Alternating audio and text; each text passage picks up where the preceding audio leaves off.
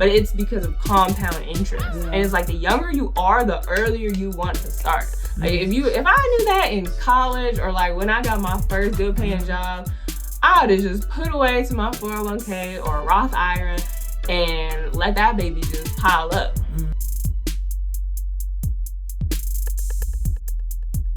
Hi, welcome back to our channel. I'm Susie. And I'm Ness, and this is Mom and Daughter Talk, where we hope to inspire, encourage, and uplift your mother-daughter relationships. Thanks for joining. If you're new here, be sure to subscribe so you can be notified when new content has arrived. So today we are talking about... Well, actually, one of the things I was thinking about was the fact that given how young she is, she's 24, but yet and still there's some ways that she really inspires me. And so I do. You do. I wanted to acknowledge that. And one of it is how she handles her finances. Yes, she's, has a gravity toward numbers because she loves it, and she's a, finance major and accounting and things like that. But I've just seen in her personal life how she has really disciplined herself to reach some goals. So I wanted her to share a testimony to really that it's never too young to start. And to those that are of you out there in your early 20s, that to get it on track then, because that's one thing that in retrospect, I wish someone would have told me. Mm-hmm. In my 20s, I was making good money. I was this, whatever, but I really did not invest my money or control my money in a way that I wanted to, right? In retrospect. So take it away, Ness. Okay. So I get nervous when I share testimonies. I don't know why. Not nervous, but like I want it to be good. Okay, well, I'll just share my truth. So yeah, almost over a year ago, I decided, like, during the pandemic, I was broke as a joke in college and I didn't know how to manage my finances, and I was an accounting major. So I was kind of like at one point, like, what am I doing? Like, how do I not have an act on how to manage my money? Like, I would get my little old paycheck and then just splurge it and spend it. And when I graduated too, I was making pretty good money. And then every time I look up, like, it's gone. So last year I was at the job and I was talking to this lady, and she was telling me how much I should put in my 401k. And she told me about Susie Orman, who's a financial advisor, pretty popular, and then Dave Ramsey, who's pretty popular as well. And Dave Ramsey is a Christian, so I was like, I listened to Susie Orman for a while, but then I was like, let me go see what he's talking about, because he uses like biblical principles and stuff. So I ended up getting the app, and it's like annually $125, which you may be thinking, oh my gosh, that's a lot of money, but it's annually, it's $125. Like, you spend more on Starbucks if you drink coffee than that. And so I was like, okay, this is an investment to really learn how to be financially mature and get wisdom and knowledge from people who are millionaires and have, helped make other millionaires. And yeah, because growing up, I didn't ever have talks with my parents about financial literacy, what that looks like, when to spend, when not to spend, how to do it when you're married and different things like that, or when you're single. So, I mean, and I feel like that's most people, like, you just don't know what to do with your money. You just, society tells you to just spend it, and make it look like you balling when you're really not. So, yeah, I was listening to him constantly, and all the tips, and it's really pretty simple, but what he was telling people to do is, like, pay off your debt first, and then save up an emergency fund, which we see from this pandemic, like, an emergency fund is very much so needed. Like, we should definitely have that. And I feel like if anything taught us that, it was this pandemic, right? So pay off your debt, save up an emergency fund, and then you start putting more into your 401k if you have that option at your job, and save like 5% if you want kids for your children's college fund and different things like that. And, stocks and the market and all this different stuff. And I still don't fully understand the market yet. So they were like, if you don't understand it, you don't got to do it. Like, it seems like a lot and it's overwhelming, but just start with where you are. And I was like thousands of dollars in debt. So I'm like, okay, that makes sense. Like, the first thing I got to take care of is this debt and start paying stuff off. And another thing they said real quick was it's 80% behavior. Like, it's 80% in your mind, and it's 20% about finances. And like, I'm 24, so I don't know many other 24-year-olds who like have that mindset of like being in charge of your finances. And it's crazy, y'all, because I used to rap, and I can still rap, but I used to rap, and I had made a song when I had just turned 23. And it was like, I ain't gonna work for my money, it's gonna work for me. Slide my debit, not my credit, no more overdraft fees. And I said that, and then 6 months later is when I started my get out of debt free journey.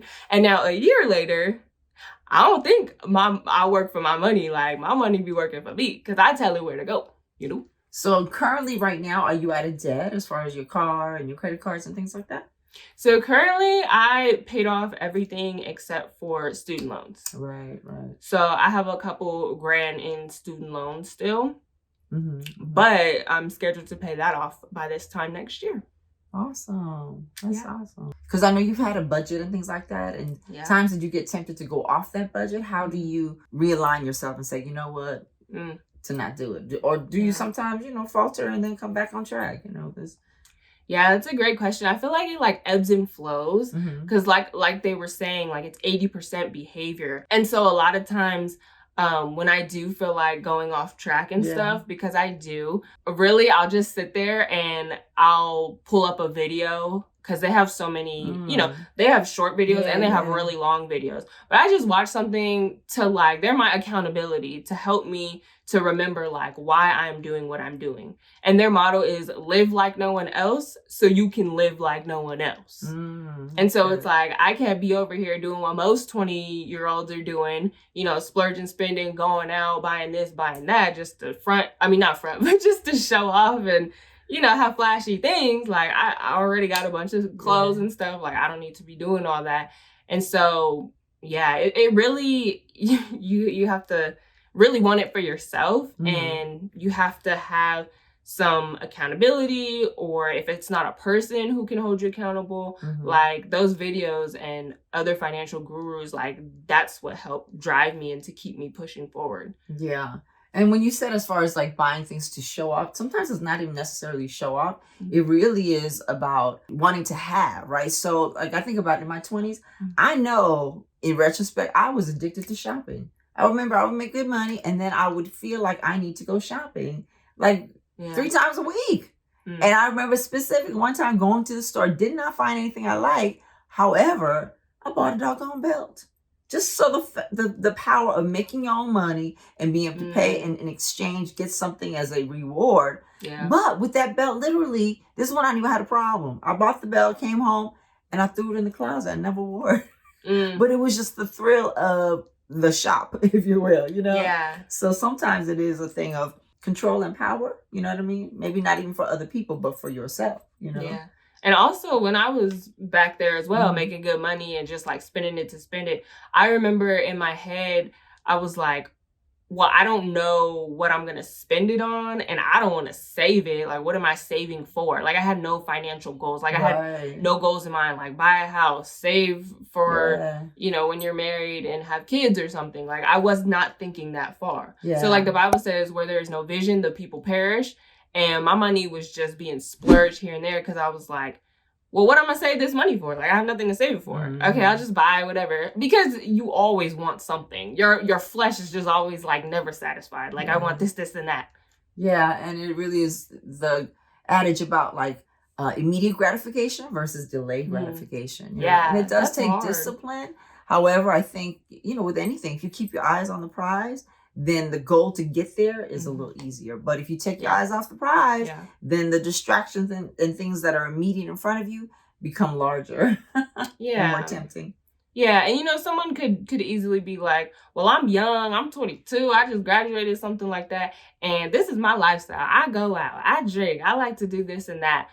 And I mean, I think you have to get to a certain level of maturity, and that looks different for everybody in their life. You could be 22, 26, 35, but once you get to that level of maturity, that's when you can start having this conversation with yourself, It's I don't think it's innate for I haven't met anybody who it's innate for, but yeah, just learning, looking at all these tips and tools.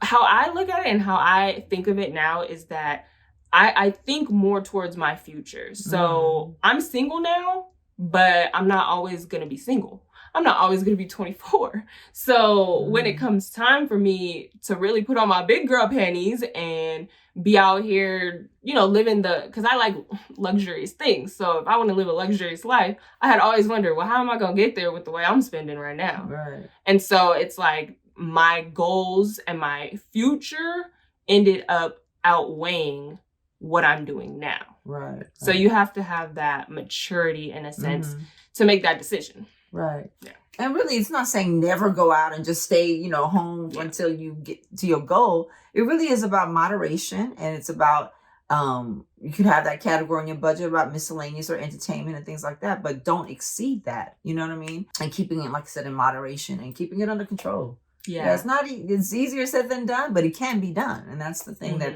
we want to encourage you. Yeah. And what I love about Dave Ramsey and what they do, they walk you through how to create a budget, and you should create a budget monthly. So the first of every month, I create a new budget for that month, allotting my expenses, allotting my income. And so it's like a $0 budget. So you want to allot each dollar to a category. And that is giving you the sense of control. You're having control over your money.